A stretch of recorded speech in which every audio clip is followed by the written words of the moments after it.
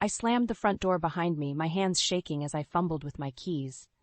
The house was quiet, but the silence felt oppressive, heavy with unspoken truths. Jake's car wasn't in the driveway, and I knew exactly where he'd be. Not at work, like he'd told me this morning, but probably drowning his sorrows at O'Malley's again. "Damn it, Jake," I muttered, tossing my purse onto the kitchen counter. The answering machine blinked accusingly, and I hit play with more force than necessary. "Mrs. Lawson, this is Sandra from Midwest Insurance. I'm calling to follow up on the claim your husband filed last week regarding his termination." My stomach dropped. Termination? Jake had sworn up and down he'd quit his job at the bank 2 weeks ago, citing creative differences with his boss. I'd been skeptical. It was the third job he'd left in as many years, but I'd wanted to believe him. The machine beeped again. "Emma, honey, it's your mother-in-law. I hope you're not working too late again. Jake could really use your support right now. Call me back, dear." I deleted Martha's message with a vicious jab. Of course she'd take his side.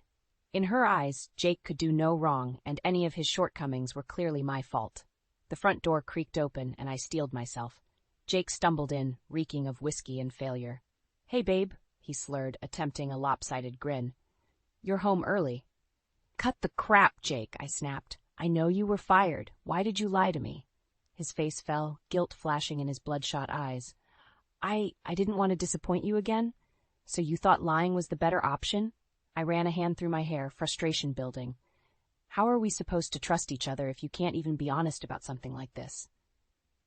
Jake slumped onto the couch, head in his hands. "I'm sorry, Em. I really messed up this time." "This time?"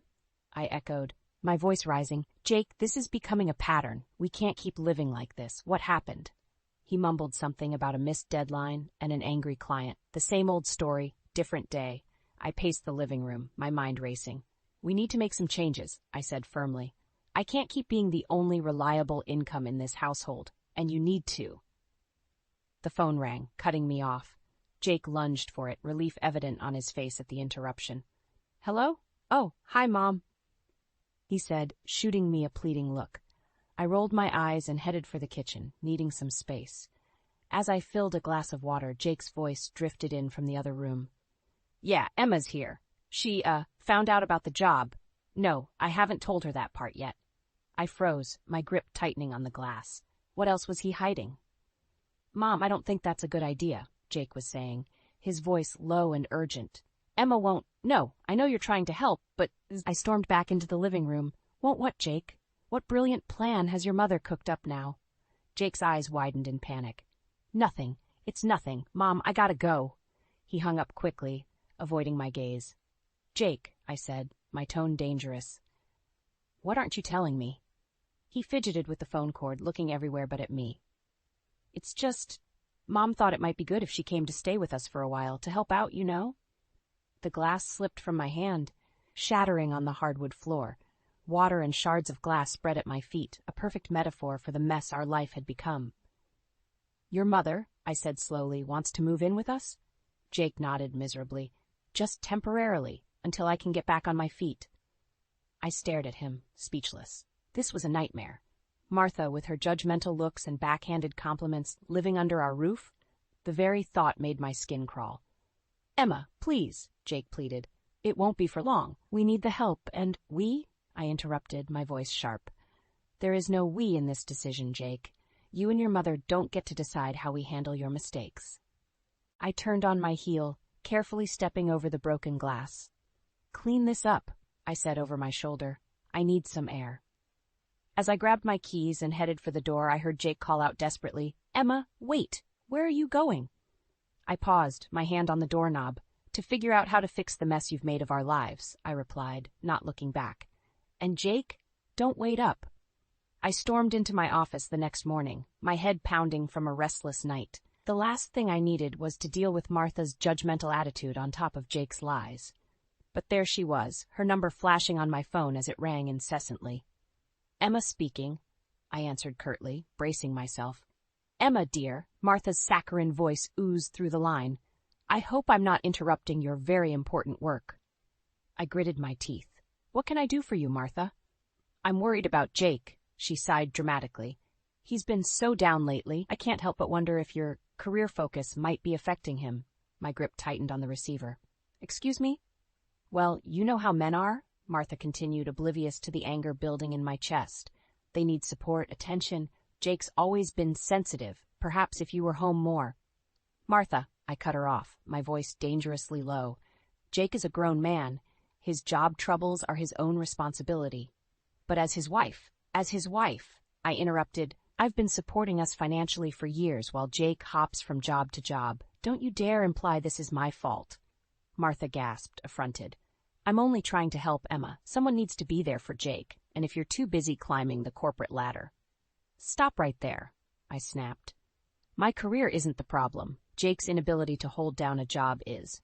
And frankly, Martha, your coddling isn't doing him any favors. Well, I never, Martha huffed. If that's how you feel, maybe it's best if I come stay with you both for a while. Jake clearly needs a supportive presence at home. My blood ran cold. That won't be necessary, I said firmly. Jake and I can handle our own affairs. We'll see about that, Martha replied ominously before hanging up. I slammed the phone down, fuming. The nerve of that woman. As if I hadn't bent over backwards trying to help Jake. My phone buzzed with a text from him. Mom's worried about us. Maybe we should let her visit? I ignored it, focusing on my work. Hours flew by as I buried myself in spreadsheets and client calls, anything to avoid thinking about the mess waiting for me at home. It was nearly 8 p.m. when I finally left the office. As I pulled into our driveway, I froze. Martha's car was parked in my usual spot. I found them in the kitchen, Jake nervously stirring a pot while Martha fussed over place settings. What's going on? I demanded, dropping my briefcase with a thud. Martha turned, all smiles. Emma, darling, we were wondering when you'd grace us with your presence. I hope you don't mind. I took the liberty of preparing dinner. You took liberties, all right, I muttered, glaring at Jake. He avoided my gaze, suddenly very interested in his cooking. Jake mentioned you two were having some difficulties. Martha continued, her tone dripping with false concern. I thought a nice family dinner might help smooth things over. I laughed bitterly. Family dinner? Is that what this is? Jake finally looked up. Please. Mom's just trying to help. Help? I exploded. By ambushing me in my own home? By blaming me for your problems? Martha gasped. I would never. Save it, I snapped. I heard enough this morning. You made it perfectly clear what you think of me and my career. Jake stepped between us. Emma, that's not fair. Mom's here because she cares. Oh, she cares all right, I retorted. She cares about controlling our lives, about making me the villain in her perfect little narrative. Now, Emma, Martha began, her voice sickly sweet. I know you're under a lot of stress, but there's no need for dramatics. Why don't we all sit down and... No, I said firmly. I'm not doing this. Not tonight. I turned to Jake. You invited her here without even asking me, didn't you? His guilty expression said it all. I grabbed my keys, my hands shaking with rage. Emma, wait, Jake called as I headed for the door. Where are you going? I paused, my hand on the doorknob. Somewhere I'm actually wanted, I replied coldly. Enjoy your family dinner. As I slammed the door behind me, I heard Martha's voice drift out. Well, I never. Jake, darling, you really need to do something about that wife of yours. I got in my car and drove, tears blurring my vision. How had my life come to this? And more importantly, how was I going to fix it? I pulled into the driveway after a long day at work, my stomach knotting as I saw Martha's car still parked where it had been for the past week. Taking a deep breath, I steeled myself and walked inside. The living room looked like a tornado had hit it. Martha's belongings were strewn everywhere, suitcases overflowing with clothes, boxes piled high with knickknacks, and framed photos of her and Jake littering every surface. What the hell is going on? I demanded, my voice echoing through the house. Jake emerged from the kitchen, looking sheepish. Emma, honey, I can explain. Jake invited me to stay for a while, Martha interrupted, sweeping into the room with a triumphant smile. Isn't it wonderful? Now I can help out around the house and give you more time to focus on your career. I felt the blood drain from my face. Stay? For how long? Jake shuffled his feet, avoiding my gaze. Well, you see, Mom's having some financial troubles of her own. I thought maybe she could live with us until she gets back on her feet. Live with us? I repeated, my voice rising. Jake, We can barely afford to keep ourselves afloat. How are we supposed to support your mother, too? Martha clucked her tongue. Now, Emma, there's no need to be so dramatic. I'm sure with a little belt-tightening we can make it work. After all, family comes first. I whirled on her. This isn't your decision to make, Martha. This is our home, mine and Jake's. Of course it is, dear, Martha said patronizingly. But Jake agrees it's for the best. Don't you, sweetheart? Jake nodded weakly, and I felt something inside me snap. How dare you? I hissed, advancing on him. How dare you make this decision without even talking to me? This is my house too, Jake. My life. Please, Jake pleaded. Mom needs our help. We can't just turn our backs on her. Like you turned your back on your job responsibilities. I shot back. Or how about how you've turned your back on our marriage by lying to me? Martha gasped. Emma, that's no way to speak to your husband. I rounded on her. And you waltz in here, criticizing my choices, blaming me for Jake's shortcomings, and now you expect me to support you? I'm only trying to help, Martha sniffed.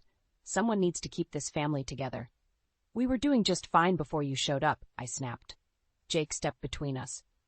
Emma, that's enough. Mom's staying, and that's final. I stared at him, disbelief and betrayal coursing through me. Final? You don't get to make that decision unilaterally, Jake. Well, someone has to make decisions around here, he retorted. You're never home anyway.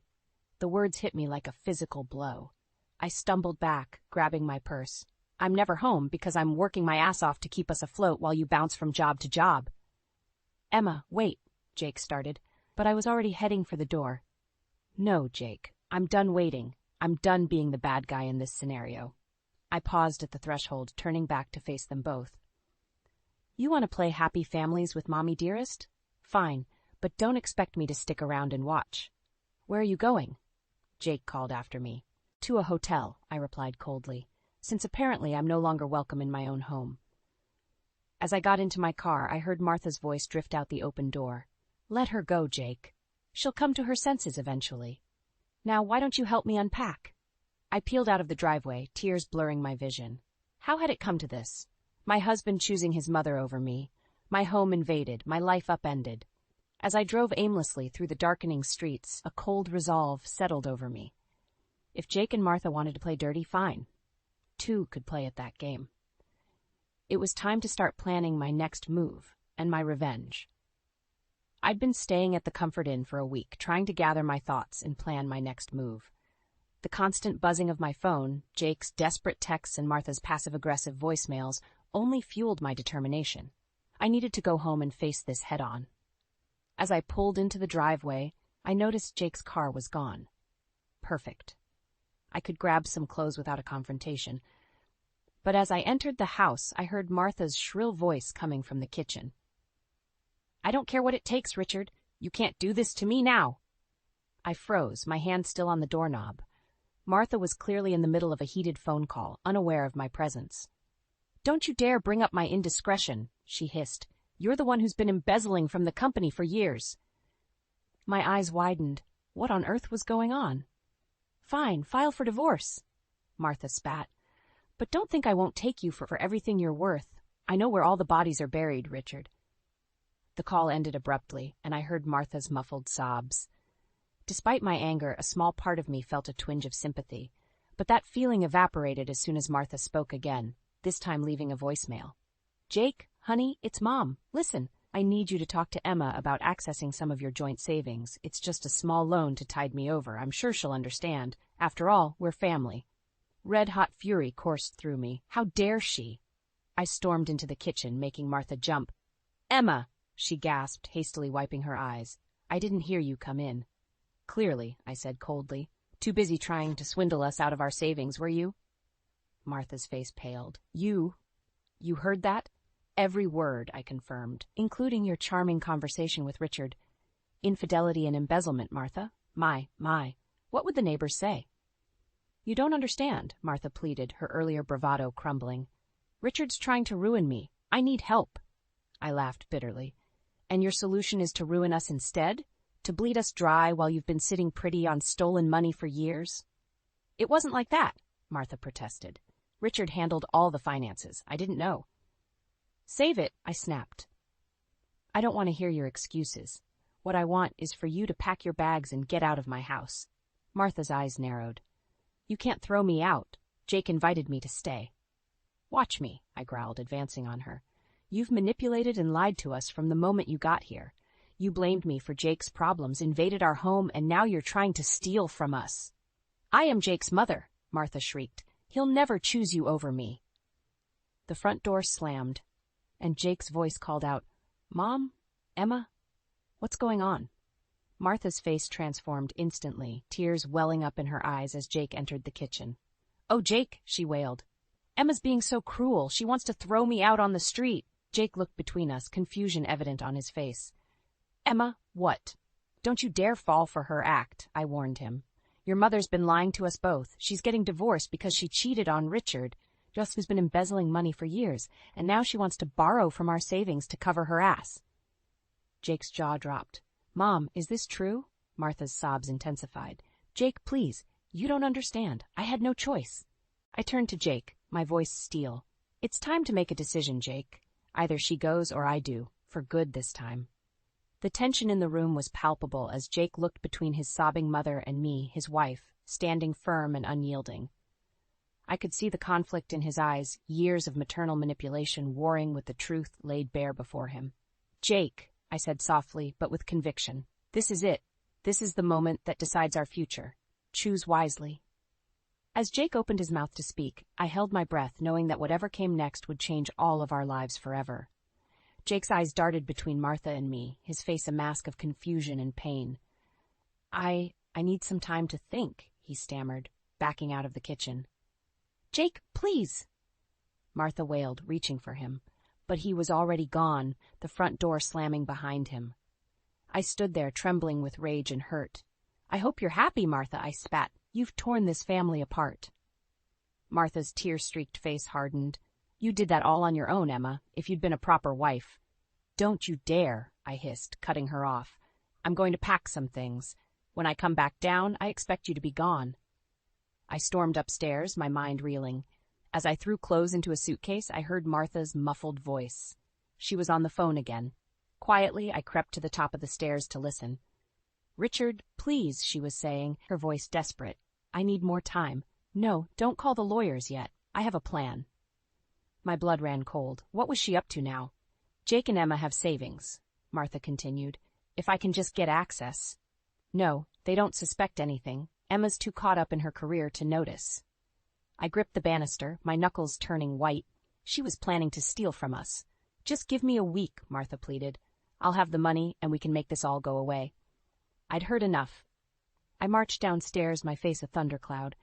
Martha jumped as I entered the room, hastily ending her call. "Emma, Save it," I snapped.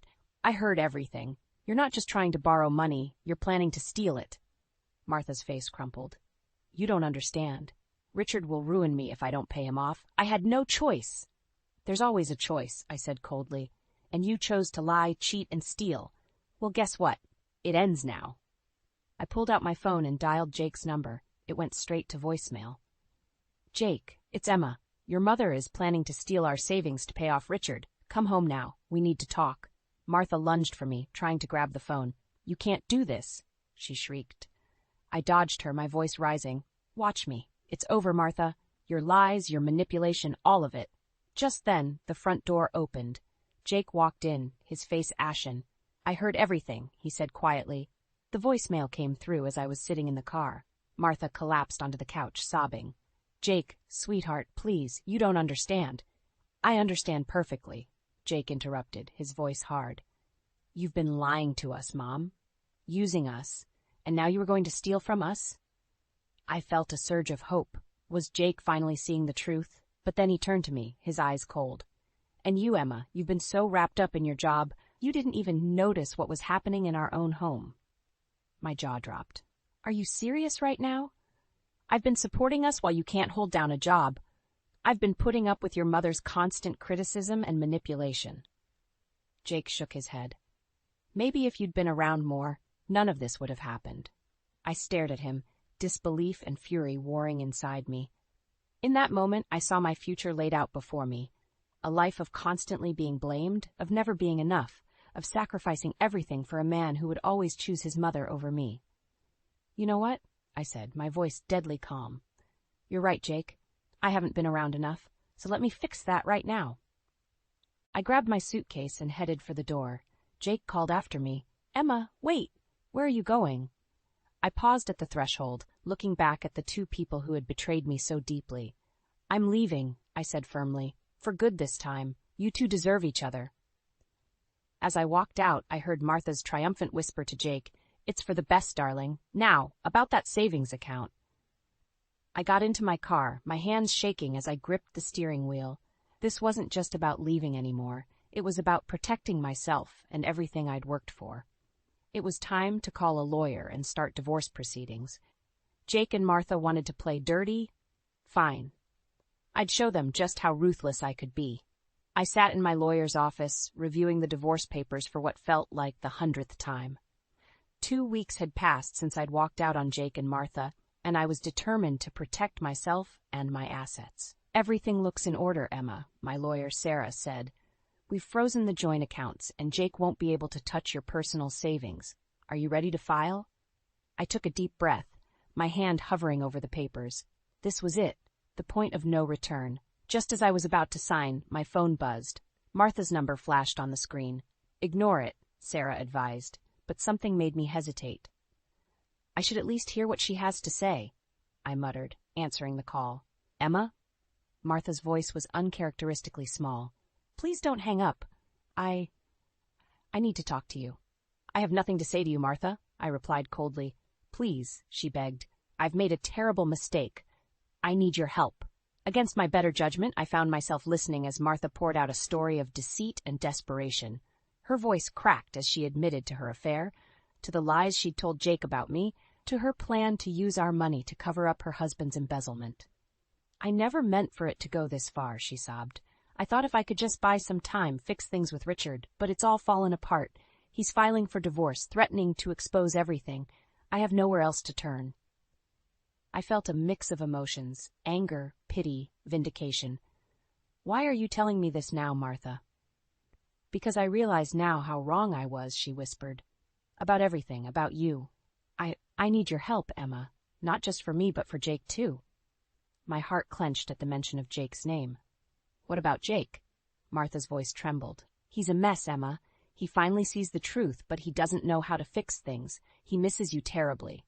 I closed my eyes, fighting back tears. It's too late for that, Martha. I'm at my lawyer's office right now, about to file for divorce. No, Martha cried. Please, Emma, give us a chance to make this right. I'll tell Jake everything, I swear. Just come home. Let's talk face to face. I looked at the divorce papers in front of me, then at Sarah, who was watching me with concern. I need to think about this, I said finally. Of course, Martha replied, hope creeping into her voice. Take all the time you need. We'll be here. I ended the call, my mind reeling. Sarah leaned forward, her brow furrowed. Emma, whatever she said, remember why you're here. Don't let her manipulate you again. I nodded absently, but my resolve was wavering. What if Martha was telling the truth? What if this was my chance to finally get the whole story, to confront both her and Jake with all the facts? I need to go, I said abruptly, standing up. I'm sorry, Sarah. I need to see this through. Sarah sighed, but nodded understanding.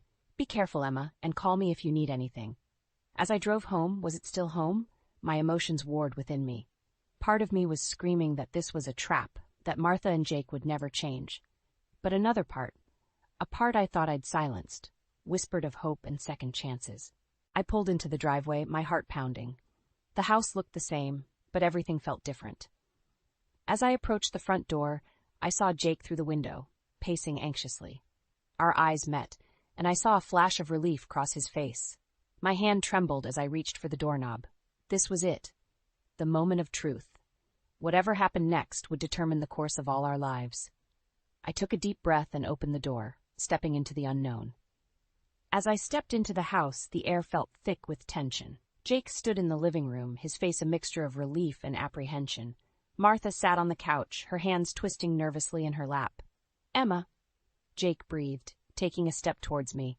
I'm so glad you came. I held up a hand, stopping him in his tracks. I'm here to listen, nothing more. Martha, you said you had something to tell us both. So talk.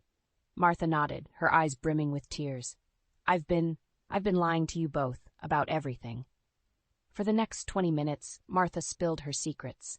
Her affair with a family friend, Richard's embezzlement from his company, their impending divorce, and her desperate plan to use our money to cover it all up. With each revelation, Jake's face grew paler, his hands clenching into fists. "How could you, Mom?" he whispered, his voice breaking.